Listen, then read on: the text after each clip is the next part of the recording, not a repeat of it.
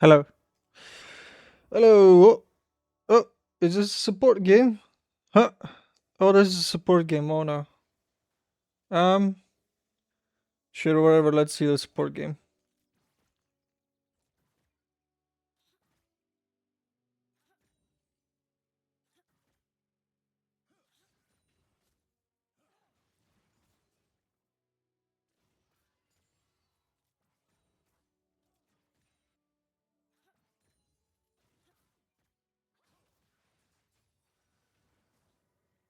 I I cannot believe they actually used heal there.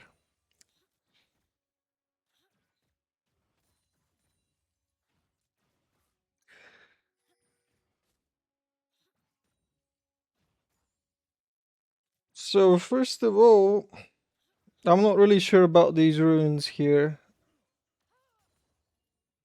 Um, so typically, magical footwear and cosmic insight is something you'd want to get in a jungle build. Uh, Secondly, you probably want to have either mana flow band here or swap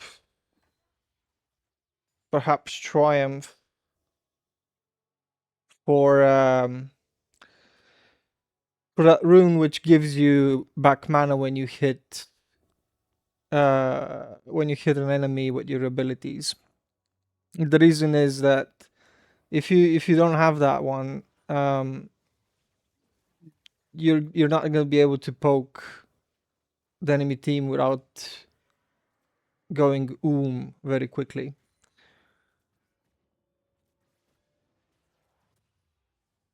Also, as a support, not being, especially as an aggressive support like Pantheon, not being able to buy boots and being stuck with no boots until, let's say, minute 11, is kinda of a big risk. Um, like in this elo, in this rank, I can imagine that the enemy team will not get like um boots, but if the enemy team gets boots in your lane, then you're gonna be stuck just not ever being able to catch up to them. Also, as a aggressive Pantheon support, you generally want a snowball. So what you did there in the beginning, like looking for a kill very early on, is the right move. Because you're basically an engaged support, so you don't scale as well as Zyra or any enchanter support you might encounter. Meaning that if you do not make early kills and snowball off of them, you're gonna lose the mid to late game quite easily. Um, so that's the reason why you're gonna wanna be able to buy boots earlier than 11 minutes, because um, boots will allow you to catch up and stay on the targets.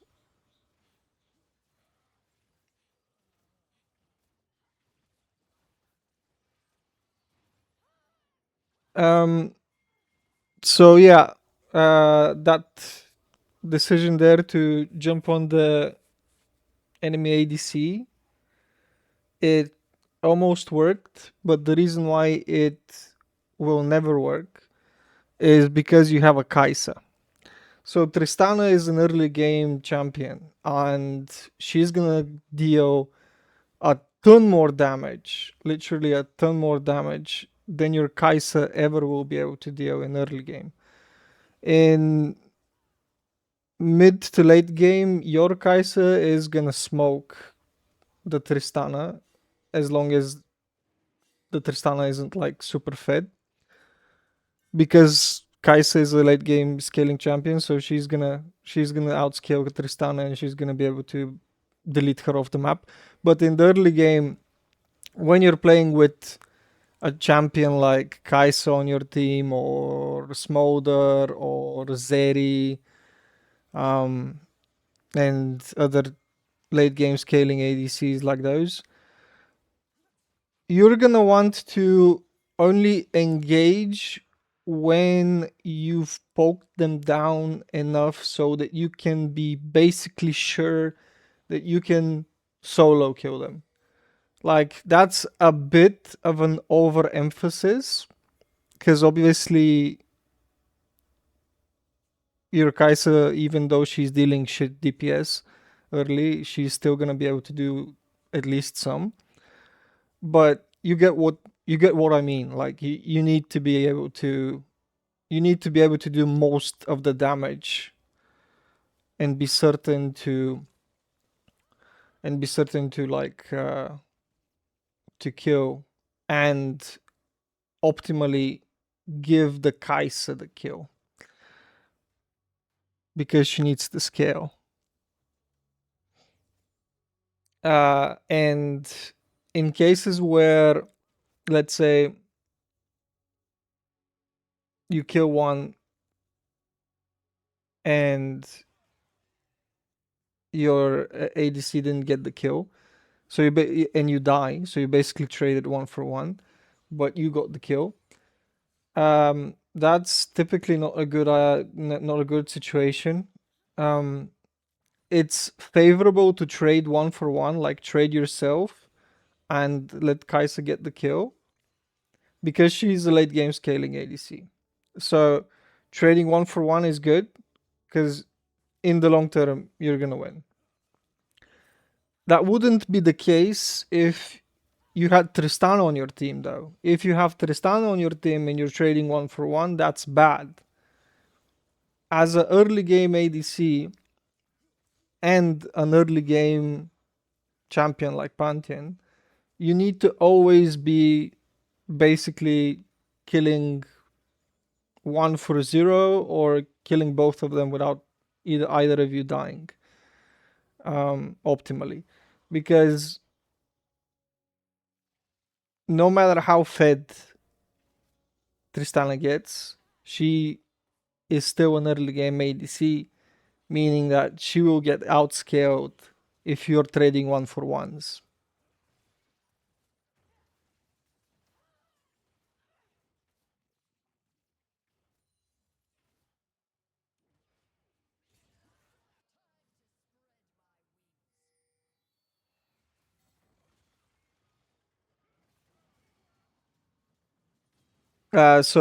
Yeah, again, another reason why I mentioned you getting runes like Scorch and Mana Flow Band, for example, so you can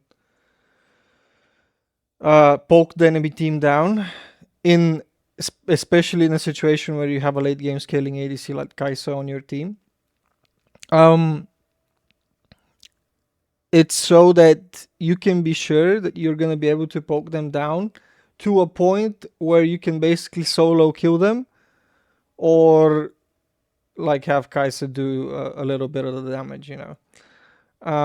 And without Mana Flow Band, or the other rune in the yellow tree, in the precision tree, which gives you mana back when you hit an enemy with an ability, you're never gonna be able to poke the enemy team down before running out of mana.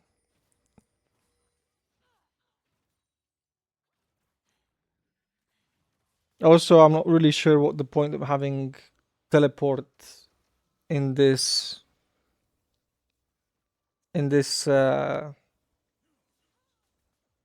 situation is. I you can have flash, and possibly even run the Hextech flash rune. This will allow you to basically non-stop spam flash out of the bush and engage on the enemy ADC with your stun, poke them with your Q and stuff, and then back out using your E and essentially not taking any damage. And if your ADC has any any brain at all, while they're possibly chasing you down in your E, she will come and attack them, dealing again more poke to them while they're not dealing any damage to you because you're in your E. Or basically you're gonna trade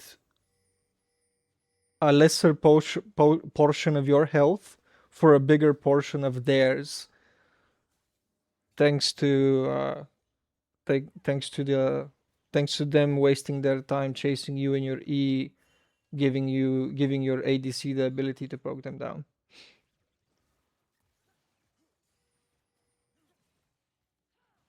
Instead of teleport or flash, you could also run ignite if you want to be really aggressive. The problem with that is that flash is really good in general as a summoner spell, but if you think you can snowball really hard on lane, it's not gonna matter because you and the ADC are gonna be so far ahead that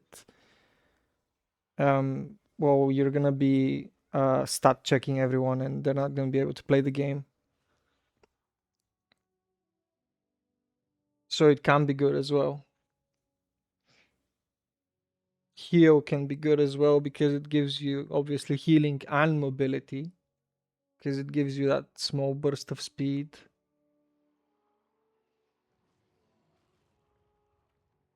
allowing you to chase down people or retreat.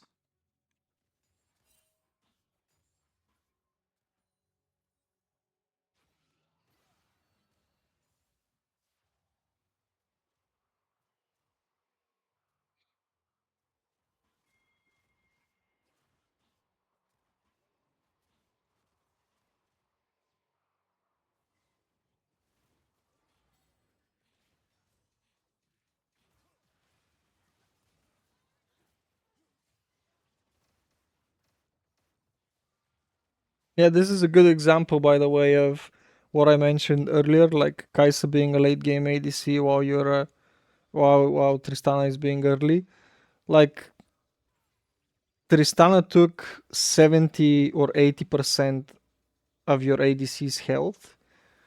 Meanwhile, you and the ADC together kinda barely did half the HP damage. So yeah, that's just something you need to keep in mind, like what ADC you're playing, so you know what you're actually able to do in lane.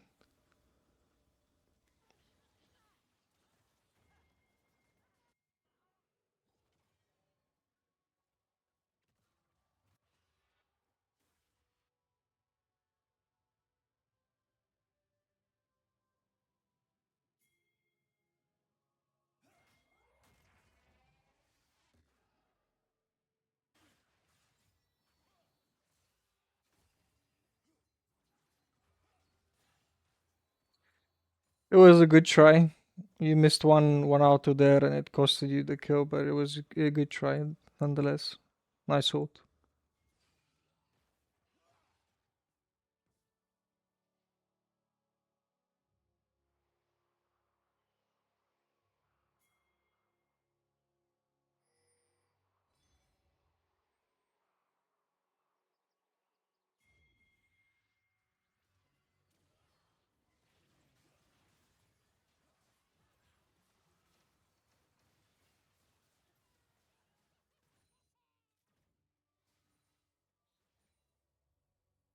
That was really nice of you and Veigar, but I don't know. I didn't exactly see why your ADC stayed there and just died.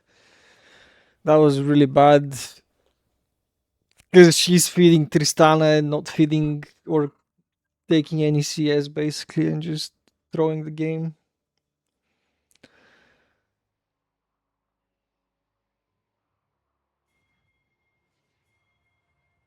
Now, one more interesting thing you need to keep in mind. Oh wait, never mind. Jax is winning top lane somehow. I think. has 4 kills, but he lost his tower, so he can't be winning lane. And Garen has more CS. So yeah, one more thing you need to keep in mind: to climb, you need to search using the tab key, obviously, or just looking with your mouse around the map. You need to search for in your team who are the good players. So you see Garen there winning lane. That means he's a good player, and he has okay-ish CS. Let's say it's not terrible. And he has pushed down the tower. So when you see you have a winning laner like that, you should aim to support them. Sometimes it would actually be even better to just ditch your ADC completely and let her be an idiot and die and stuff like that. Because obviously she's bad. I mean, she might be having just a bad game. It's partly already very lost the bot lane in general because like Tristana has 10 kills, your ADC has 7 deaths and 1 kill. So yeah, it might be a good idea to just leave your ADC in this kind of situation and influence other parts of the map. So for example, you have a Garen who is winning hard. I don't know why Jax has 4 kills. Maybe Garen got ganked or something. I don't know. Um, and you have Veigar who is also sorta winning, kind of roaming too much and not really farming, which is not that good on Veigar, but he is doing okay-ish. So you need to prioritize helping the laners that are winning over like wasting your time with your ADC who is obviously like not doing that great in the game. If he's not doing great in the game now, he's not gonna do great in the game later as well.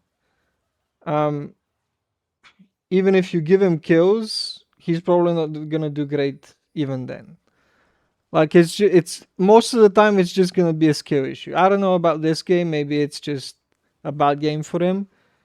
Um, it could be some due to some part a problem due to you getting all the kills. But whatever the case is, if you see your ADC being like not good, just leave him and help your other laners who are already winning to snowball even more. This will do two things. So you're gonna be winning the rest of the map and basically forfeiting the lane which is already losing, which is fine. Um, and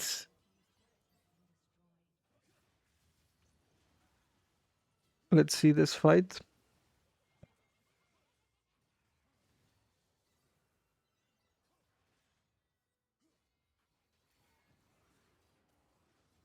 Yeah, you did great there.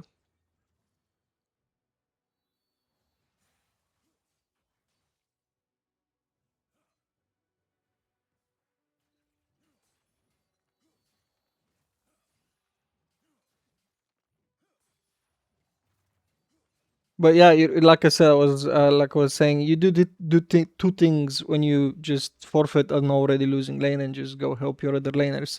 Firstly, you're cutting your losses short, so you're already losing bot lane. That's it's done. Like there's no coming back. Basically, this is how MOBA games work. If the enemy team has a gold lead, they're just gonna stat check you unless you somehow both of you on bot lane manage to pull off some insane play.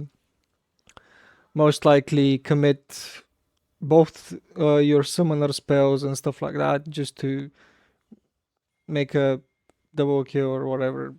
And this still doesn't guarantee in any way that this is gonna result in something positive because they're still gonna have more gold and they're still gonna come back and then they are gonna use their summoners and kill you and it's gonna be awful. So just cut your losses short and go help the other laners.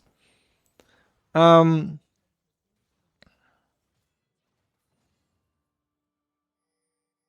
and secondly, the thing you do is you're kind of like stabilizing the wins you're already having. So by being, for example, up top helping Garen, you're making it harder for the enemy jungler to destabilize Garen's winning lane. Or by helping your jungler gank mid lane, which is generally a hard lane to gank because it's very short and lots of the champions have uh, dashes or whatever to or stuns or CCs and they're able to quickly get under tower and it's very hard for your jungler to gank mid lane generally. By being there and assisting him to gank, you're again ensuring that no resources are lost. In a mobile game, time is an extremely valuable resource. If if your jungler fails a gank, he wasted time and gained nothing. If your jungler succeeds in doing a gank, that means he committed 20 seconds and got 300 gold plus plating, let's say, from the turret. So let's say 400, 500 gold. And obviously, doing objectives like killing tower and stuff is important as well.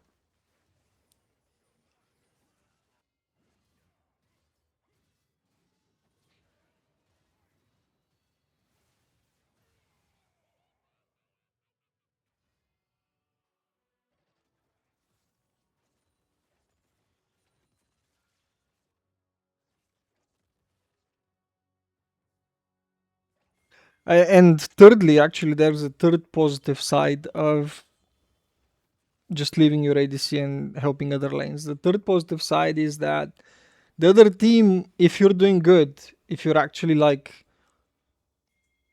positively influencing the other lanes and making it unplayable for the mid laner and top laner, let's say, by being always there and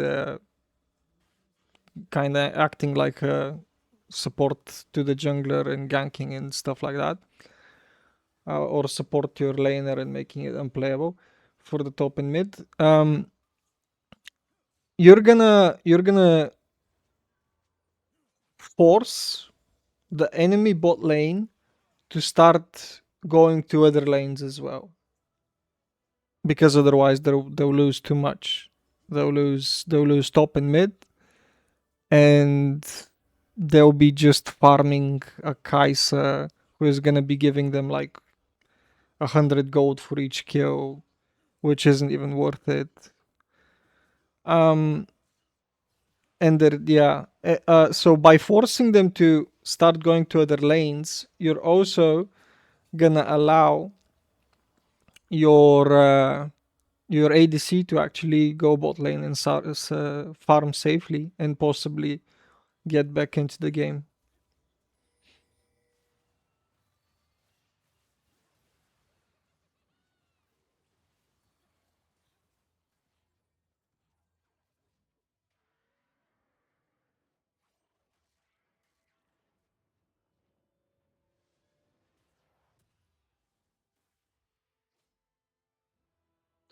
I haven't exactly kept track, but I feel like you have never used your teleport this whole game.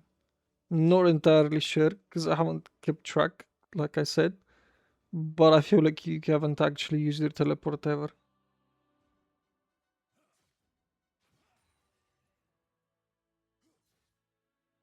So that's just a wasted summoner spell, basically.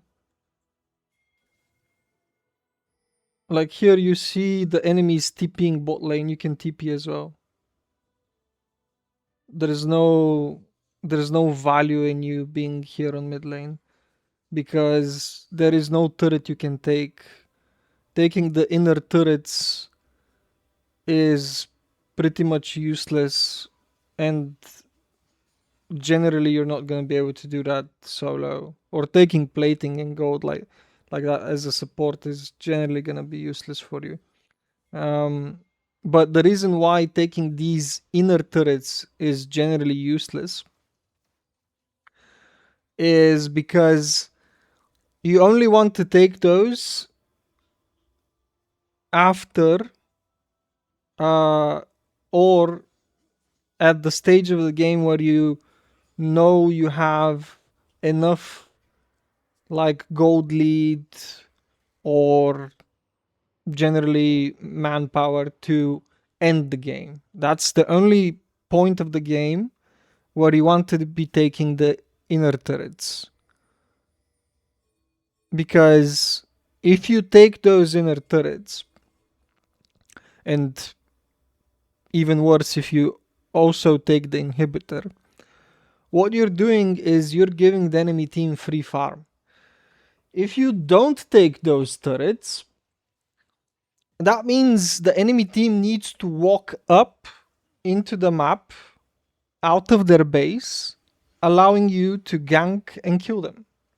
But if you take that turret and even worse, take the inhibitor, that means the minions will walk into their base, and to top it all off, if you take the inhibitor, they will be super minions, so they will be always pushing into the lane, into their base, and the enemy team will be able to free farm without you being able to do anything about it.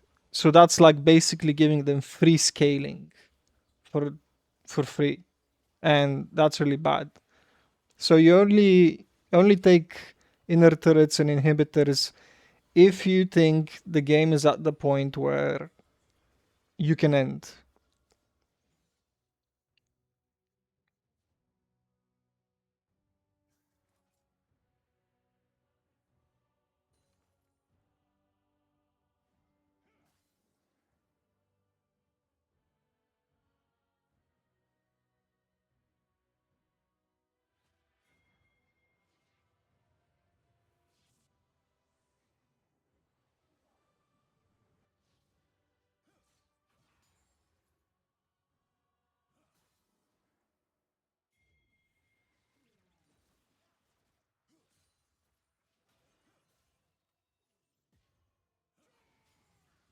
Yeah, basically the same thing here. Tipping there is not entirely bad because you can go and place wards in the enemy jungle, and then you can set up for Baron by doing that. Or stay in their jungle and wait for somebody to come in there and solo kill them if you have enough like damage to do that. And you can definitely solo kill like Zyra, for example. Um, if she walks around the jungle for whatever reason. But yeah, so tipping there is not entirely a bad decision, but you going for the turret is again, like I explained previously, a bad decision. Instead, you should have warded and uh, went for Baron, because without Baron, you can't really end the game. And I mean, it's not. I'm not saying it's impossible to end the game without Baron. It's just that you don't have an enormous gold lead over them to be able to do that. And your team doesn't have almost any clear, while their team has Aurelian Soul and Zyra, who are able to clear waves very fast. So you definitely need Baron. Why? Because even if you take all the turrets except the two turrets at the Nexus, let's say, which is gonna be, if the enemy team has at least room temperature level IQ. It's gonna be impossible for you to take uh, the turrets in the inner base because they have Aurelion Sol and Zyra who can instantly clear a whole wave, and you can't contest the turrets. But with Baron, you have super minions, like buffed minions by Baron buff, and the enemy team can't clear them fast enough, so you can actually contest the the turrets. But even then, it's gonna be very hard because you don't have a good siege composition. You have a Kaisa, a Garen, and a Pantheon, and a Veigar. The only person here who is good at sieging, meaning the only guy who has good poke, long range poke, is Veigar, and that's it. Everyone else actually has to dive in on the turret on the enemy team to actually do anything, which is gonna be pretty bad for you because you don't have a gold lead. The only win con for a team composition like yours, which doesn't have good siege, is if the enemy team walks up out of their base and you dive them while they're out of their base, not near turrets. You kill them and then take turrets and stuff like that. If they are behind turrets, they have too much wave clear for you to do anything. Unless you have Baron, then you can possibly try to do something, but even then it's going to be pretty hard because you have low siege. Basically, the only win con a team composition like yours has is waiting for the enemy team to walk out of base for Dragon maybe or for Baron and then kill them. So that's another reason why it was very important for you when you TP'd top lane to not go for the turret and instead go ward and sweep the enemy jungle and then wait there with your team possibly for the enemy team to walk in thinking, oh, they're doing dragon, we gotta stop them, and then you just kill them in the jungle, for example, or you just go and do Baron, whatever.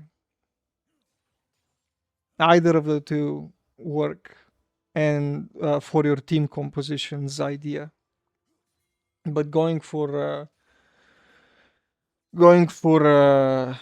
turrets with a bad siege composition like your team is not a good idea at all. Unless you have a big gold lead, then you can just dive them under their turrets and kill them and end the game. Yeah, sure. But you don't have a gold lead.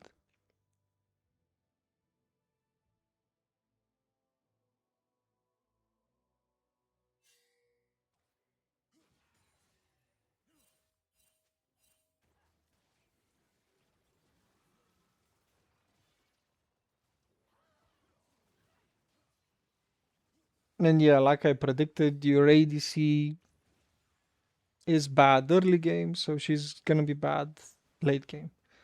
It's it's not a problem. I mean, like most players who play late game scaling ADCs, especially at your rank, I highly recommend you just dodge the game honestly. Like honestly. Because to play a late game scaling ADC, you need to understand the game as a whole and your champion perfectly. Otherwise, you're gonna be useless early, mid, and late game, even if you have gold. I promise you. I promise you. It's just it's just a dodge angle, honestly. When you see you have a late game scaling ADC, honestly, it's just It's just a burden on your team. Like, look at that. She's dying to nothing. That guy has no place playing a late game scaling ADC. I mean, I'm sorry if that's your friend or something, but it's just the facts. Like, you really need to understand the game very, very well to play a late game scaling ADC. If he's your friend, yeah, you better suggest him to play something easier like Tristana or Jin, another early game ADCs. Misfortune. She's not. Misfortune isn't an early game. She's a mid game, but it still players in low elo can make her work.